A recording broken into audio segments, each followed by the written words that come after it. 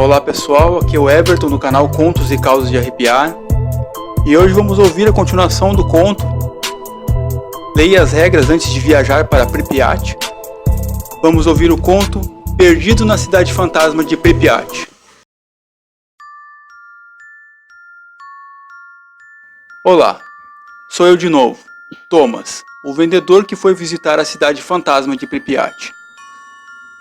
A cidade que foi evacuada por causa do maior acidente nuclear da história, ocorrida em abril de 1986, na cidade vizinha Chernobyl. No nosso último encontro, lhes contei como foi o início da minha viagem de férias e sobre as rígidas regras para entrar na cidade fantasma. Hoje vou lhes contar como foi minha aventura em Pripyat, assim que finalmente conseguimos cruzar as fronteiras fortemente protegidas da cidade. Entramos logicamente acompanhados do nosso guia, Alexander, um ucraniano de quase 2 metros de altura. Ele devia ter por volta de uns 30 anos, cabelo cortado no estilo militar e muito disciplinado. O impacto inicial ao adentrar em Pripyat é a natureza, a vegetação. É incrível como a floresta retomou seu espaço na cidade. Existe folhagem alta saindo por todos os cantos da cidade. Flores lindas brotando do meio do bueiro. Flores lindas brotando do meio das rachaduras do asfalto. Prédios e casas inteiras tomadas pela vegetação local. Volta e meia, víamos um animal silvestre cruzar nosso caminho. Passarinhos de todo tipo, era realmente impressionante. Me senti num set de um filme pós-apocalíptico. Caminhamos todos entre as ruas, tirando fotos de tudo que podíamos. O cenário era incrível. Como as pessoas não tiveram tempo de se organizar para sair da cidade, devido à gravidade da situação, saíram praticamente somente com as roupas do corpo, ou com o que podiam carregar. Existem muitas cenas que ficaram registradas no tempo, como se aquele momento no tempo houvesse sido congelado. Você espiava pelas janelas e via mesas postas para as refeições, roupas espalhadas nas casas, brinquedos nos quintais e nas praças, livros em cima das carteiras escolares. Ver tudo isso é como olhar diretamente para o passado. Ficamos imaginando o desespero dessas pobres pessoas, que de uma hora para outra tiveram que abandonar a sua vida inteira, deixando tudo para trás.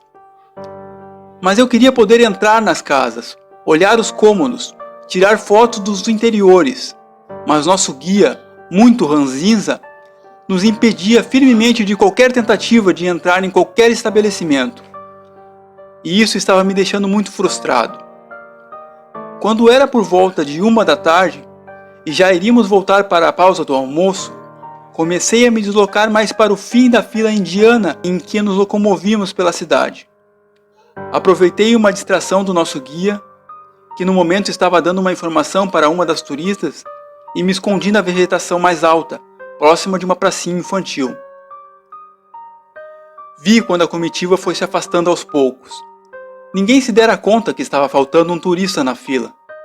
Me arrastei para longe deles, e fui direto para os apartamentos no sul da cidade. Eu precisava tirar aquelas fotos, não iria sair dali com as mãos abanando.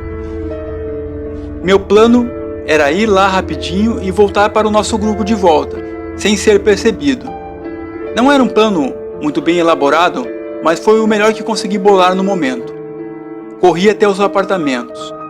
Cheguei em frente da porta principal. Uma grande porta de metal estava caída no chão, voltada para o lado de fora. Obviamente, o local estava abandonado há muito tempo. Entrei devagar. Havia muita poeira para todo lado. Dos corredores saíam altos tufos de mato, de cada fresta possível. As aranhas haviam feito a festa ali. A cada 2 passos eu precisava parar para tirar as teias que ficavam presas em meu rosto.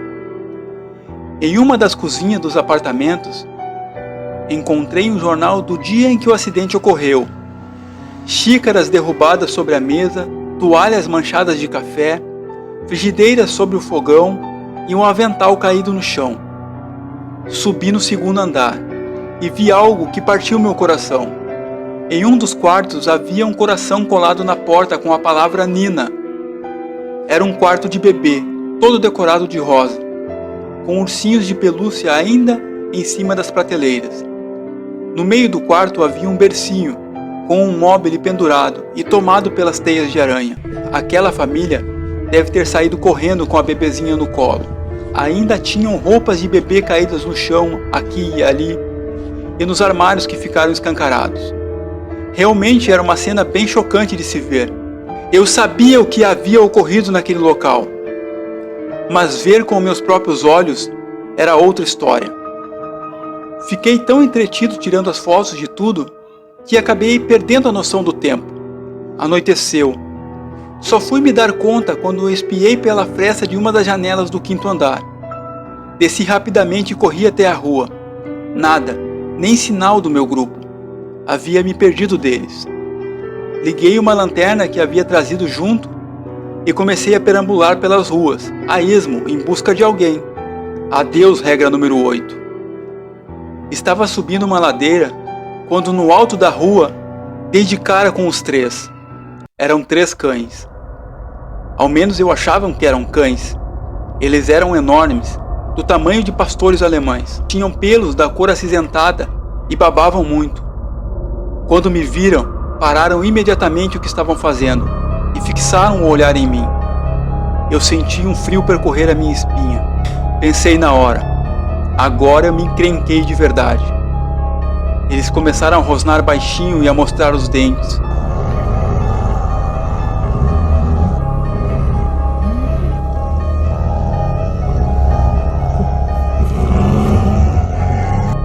Fiquei sem reação por alguns segundos. Eu sabia que correr não era opção. Comecei a dar uns passos lentos para trás, tentando me afastar do perigo. Eles começaram a latir. Eu tirei lentamente a mochila das costas para ter algo em mãos, um escudo entre mim e meus inimigos. O cão que estava mais à frente rompeu o momento de inércia e me atacou. Botei a mochila na frente e ele a mordia e sacudia ferozmente a mochila. Aproveitei o momento de distração e corri o mais rápido que pude. Os 3 perderam um pouco de tempo mordendo a mochila. Quando notaram que eu corri, eu havia aberto uma brecha de vantagem. Pulei a primeira cerca que vi, era um terreno baldio, uma espécie de ferro velho. Corri os olhos rapidamente e encontrei uma velha caçamba de caminhão. Pulei e me escondi dentro dela. Um segundo depois, os 3 cães pularam a cerca atrás de mim. Eu fiquei bem quietinho, segurando a respiração, enquanto ouvia os pesados passos dos 3 a farejar em volta da caçamba, onde eu havia me escondido. Não sei quantos minutos fiquei ali parado, aguardando eles perderem o interesse e irem embora. Mas eles eram obstinados e não arredavam o pé. Peguei uma lata de tinta que estava ali jogada a meus pés e arremessei para o mais longe que pude. Eles correram atrás na hora. Eu saltei da caçamba e corri agachado para o lado oposto. Saltei a cerca e estava de volta à rua. Andei, mas não encontrava viva alma. Até que encontrei uma pequena casinha de madeira no meio daquela escuridão, onde parecia haver uma luz tremulante, como uma luz de vela. Me aproximei devagar e falei baixinho: "Olá, olá, tem alguém em casa?" Para minha surpresa, um senhor que devia ter uns 70 anos apareceu na janela. Ele falou alguma coisa em ucraniano e, claro, eu não entendi nada. Mas entendi quando ele fez um gesto com as mãos pedindo para eu entrar. Dei a volta naquela pequena casinha. O senhor me esperava com a porta aberta. Fui entrando pedindo licença. Claro que ele não deve ter entendido nada. Através de gestos, ele me convidou a sentar à mesa. Parecia que iria me servir algo para comer. Eu estava faminto naquela altura. Me sentei e aguardei. Ele foi até a cozinha e depois de alguns minutos voltou com uma grande panela de ferro. Me serviu uma espécie de caldo de carne. Tomei o caldo como se não houvesse amanhã. Eu estava varado de fome. Eu estava comendo quando o senhorzinho se levantou novamente e me perguntou por gesto se eu queria beber alguma coisa. Eu fiz um sinal afirmativo com a cabeça. Ele foi até a cozinha, mas dessa vez ele estava demorando muito para retornar. Me levantei e fui atrás dele para ver se estava tudo bem. Assim que cruzei a linha da porta da cozinha, senti que algo muito pesado me acertou na região da têmpora. A última imagem que me lembro foi a figura daquele tiozinho com um enorme pedaço de madeira nas mãos sorrindo. Perdi os sentidos.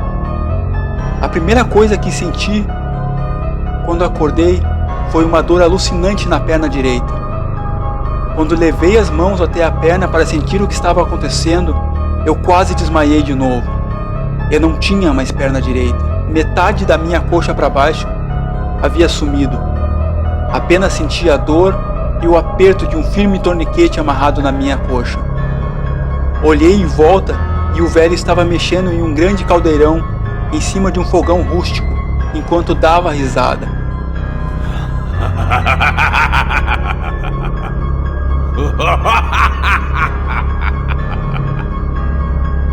Aquele maldito canibal estava cozinhando a minha perna amputada.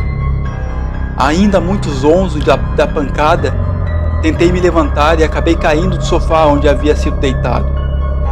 O homem ignorava completamente minha tentativa desesperada de fugir daquela maldita casa. Apenas continuava a mexer aquele enorme caldeirão. Comecei a gritar por socorro desesperadamente.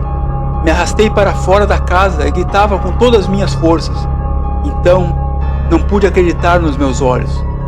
Quando os vi, os 3 cães apareceram no alto da rua e dispararam para cima de mim. Eu tentando rastejar de volta para dentro da casa apavorado, mas não houve tempo.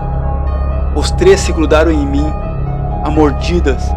Eu apenas tentava proteger o meu rosto e pescoço, lutando para me manter vivo. Foi quando ouvi o som de um carro se aproximar rapidamente. Alguns soldados desceram e deram tiros para cima. Os cães me largaram e saíram correndo rua fora. Fui levantado do chão e jogado sem muito carinho na traseira do jipe militar. Fiquei internado várias semanas no hospital de Kiev. Foi chamado um intérprete, mas estranhamente eles não queriam saber da minha história, muito menos do tal canibal que amputou a minha perna. Fui extraditado do país 2 meses depois, por ter desobedecido diversas leis que eu nem entendia direito, ou se eu realmente havia as transgredido.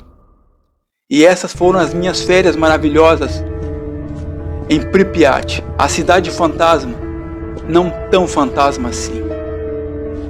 Gostaram do conto? Se inscrevam no canal, cliquem em curtir, comentem o vídeo, compartilhem com os amigos e cliquem no sininho de notificações. Uma boa noite a todos.